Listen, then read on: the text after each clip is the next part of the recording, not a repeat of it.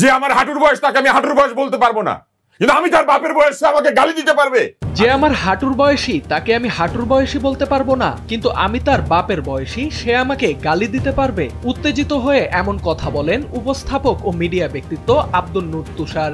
গেল মঙ্গলবার দৈনিক কালের কণ্ঠের টকশো কালের সংলাপে অংশ নিয়ে উত্তেজিত হয়ে এক পর্যায়ে এমন মন্তব্য করেন তিনি, যার একটি খণ্ডিত অংশ সামাজিক যোগাযোগ মাধ্যমে ছড়িয়ে পড়ে। গণমাধ্যমের কণ্ঠ চেপে ধরা হয়েছে কিনা উপস্থাপকের এমন প্রশ্নে আব্দুল নূর তুষার বলেন, আমি ভেবেছিলাম তরুণ সমাজ আরো বেশি যুক্তিশীল হবে, কিন্তু যুক্তিতে পরাজিত হলেই তারা ট্যাগ লাগিয়ে দিচ্ছে।